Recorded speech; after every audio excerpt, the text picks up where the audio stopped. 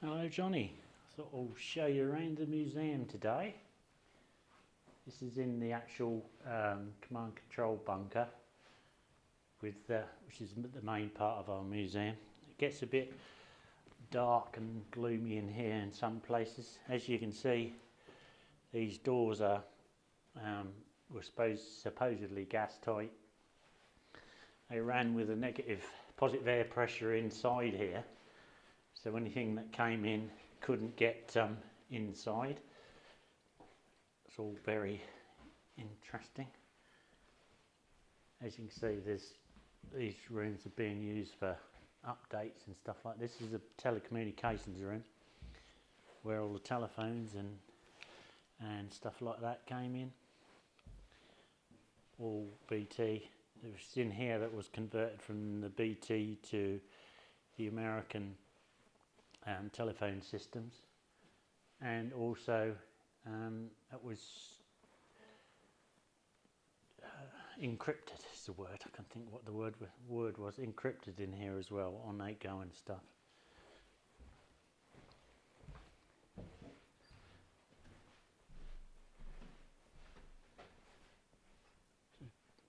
Got quite a few patch collections. Have a look at. You might see some you recognise.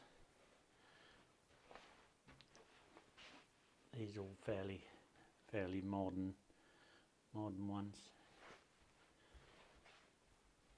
This is the Cold War room. So you might recognise some of this. This is a timeline of the Cold War working its way around the room. And we've got models of RAF, the V-Force, the Victors, the Valiants and the Vulcan. I can't think what it was. Shepherd's Grove. You may well have been to Shepherd's Grove, because obviously Shepherd's Grove was used before Bentwaters was finished. The F-86 Sabres. This actual room was used when you guys were here for a liaison room with the RAF regiment. It had the Rapier anti-aircraft defence missiles here. I'll show you that outside when we go back out. This is all about Orford Island. I'm sure you remember all about that. The Cobra mist antenna and stuff like that. This is a bit more modern, stuff at Marsham Heath.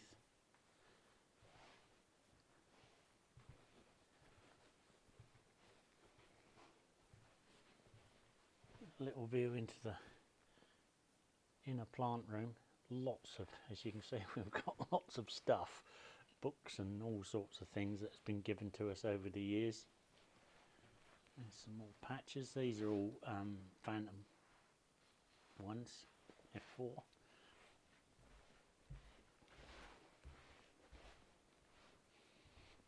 There's some more patches.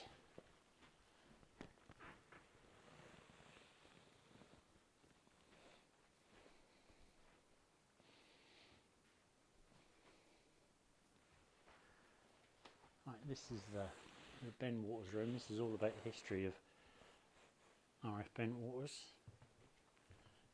An overall photograph of the airfield as it was with the A-10s anyhow. I'm sure bits of it you'll recognise.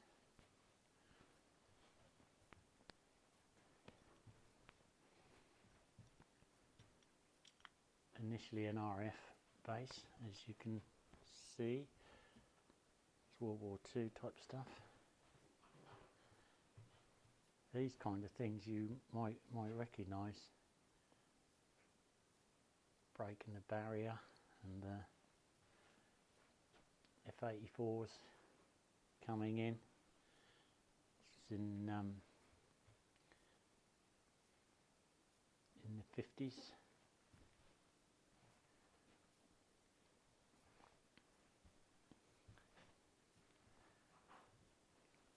As you see, we've got lots of models, most of which have been made by members of the staff. big A10 place, as you can see. Lots of, it's a little bit of the history of RF Ben Waters. If you want to pause the video and you have a read through that, hopefully you can see it nice and clear. And this is one of the fiberglass fuel tanks that was used for the F-84, a 225 gallon US gallon tank. Used them for a little while, and then they worked out they leak a bit, so which is never good with aviation fuel in it, as you can well imagine.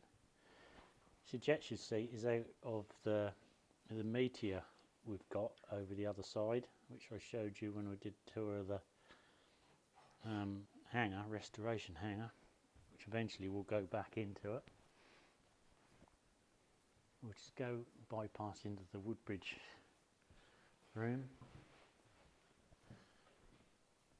This is all stuff that was rescued from RAF Woodbridge when it was shut, most of it. One or two Bent Waters airplane crashes and stuff, which may have been 1964, so you may have been here still then. And there's bits of the aircraft that were recovered that we've gained over the years.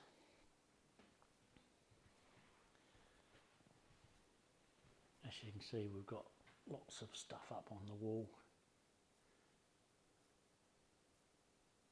This is all fairly A10 orientated. It's the 80s, 70s, 80s and 90s. Which is the main, when the base had the A10s here.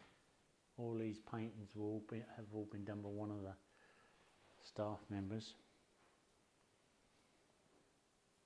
Fantastic, aren't they? All the models and all sorts of things. Tiger meats. 1969, were you still here then? Or had you gone back by then?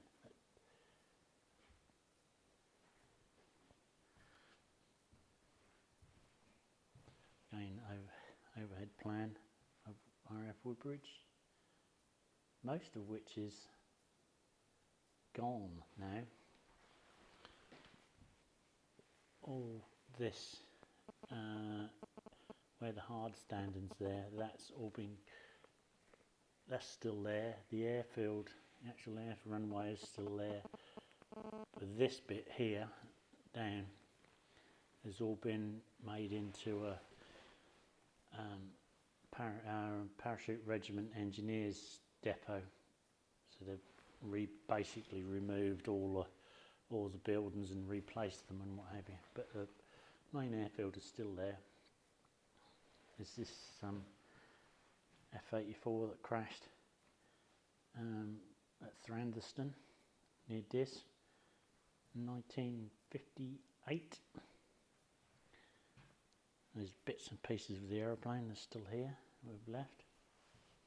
These old pictures, you might remember some of that. This is obviously RAF Woodbridge, but this is your kind of era, I believe. Most of which is gone now. It's all been redone.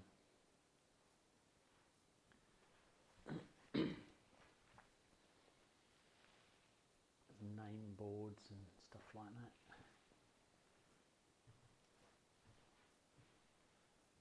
Survival equipment status board, there you go. Sort of an overview. A bit of history of RAF Woodbridge. Hopefully you can see it. You can have a read through if you want.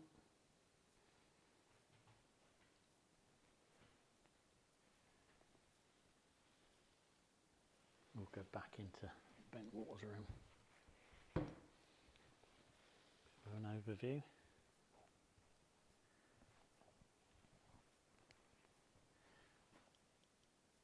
Lots of pictures and stuff that's been donated. This guy, he doesn't say a lot, a bit quiet he is. more A10 stuff. The old, one or two of the old air shows, pictures and brochures and posters and stuff that we've gained. Quite interesting.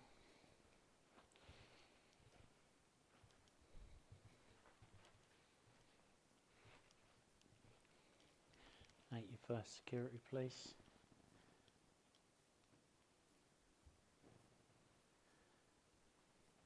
Section. This bit, some of these pictures you might remember.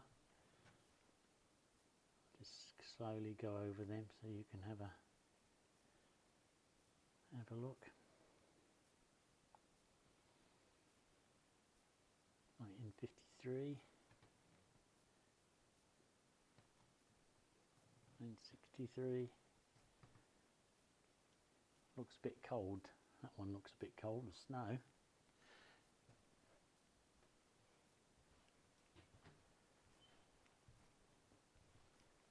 This seat came from, although it's got an American pilot sitting in there, it's actually out of an RAF Phantom F4. So we're going back, we'll wander through.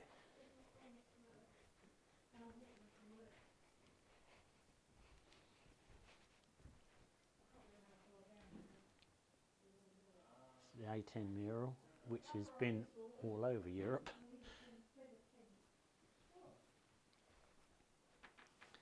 Canopy off a crashed A10. An F-16 canopy that crashed fairly locally.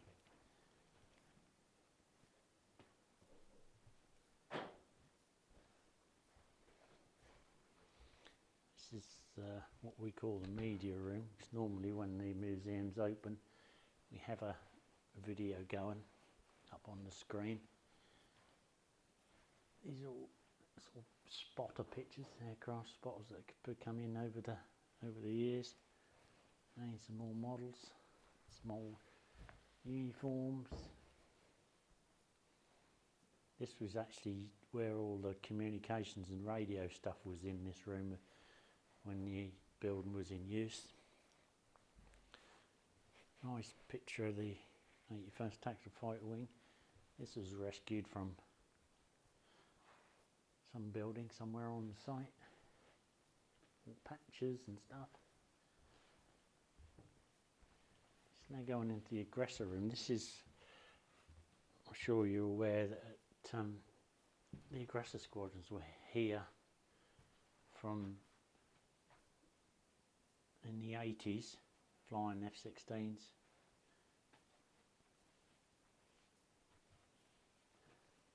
These are all various badges and stuff that have been made,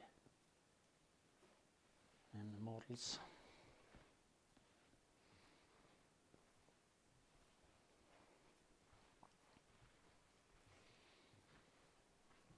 This is all for the helicopters and air rescue guys that were here. Jolly Green Giants, CH-53s, HH-53s. The boot tree. You might remember that. You read the picture. Hopefully you can read it. Gives you the story of that.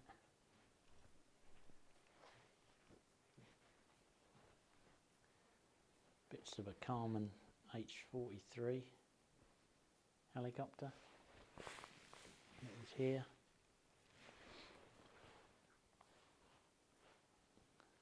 We'll move into the next room. It's a bit dark in this one.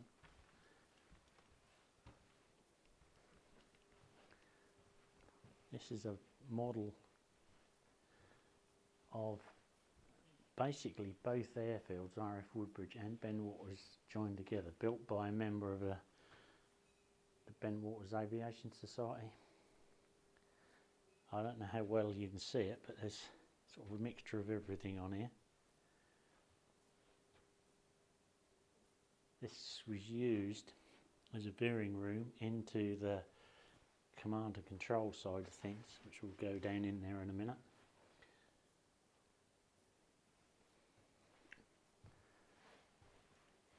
A tack and check course box, obviously taken from Woodbridge.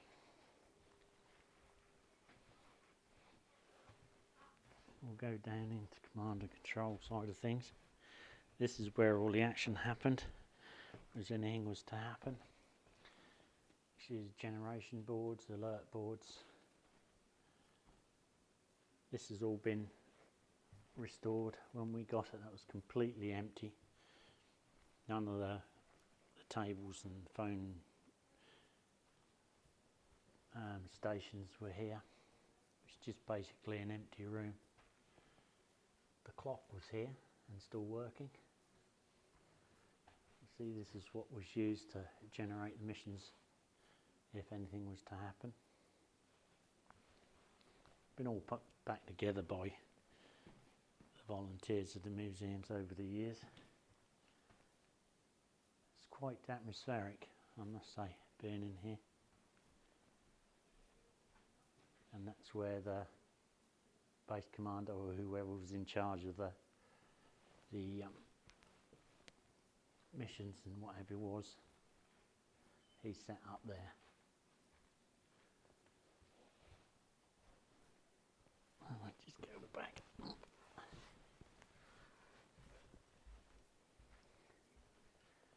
The battle cabin. Just get a good view again of the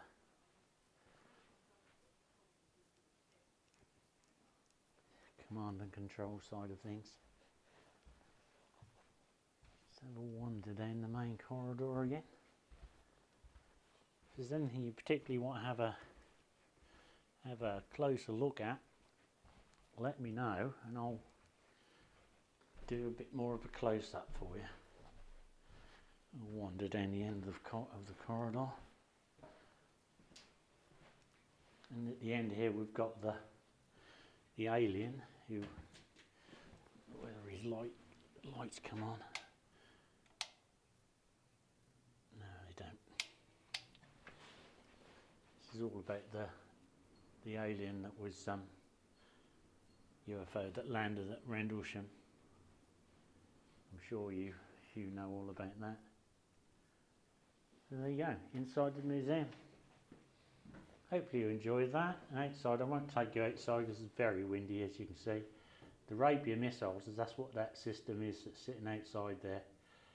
And then the other side of the fence is the Bloodhound missile that we've just got. We've basically recently just got that from RS Cosford. So hopefully we'll get that up on its little stand at some point. This last little bit is to the film work that's been done here. There were Top Gear and all sorts of movies have been filmed here, and all kinds of stuff gets done. Fast and Furious, Numbers Station, Fifth Gear, Dog Borstal, which is a UK type thing. So hopefully you've enjoyed it. As I said, let me know if there's something you particularly want to look at, and we'll see what we can do. Take care, Johnny. Look after yourself. See you soon.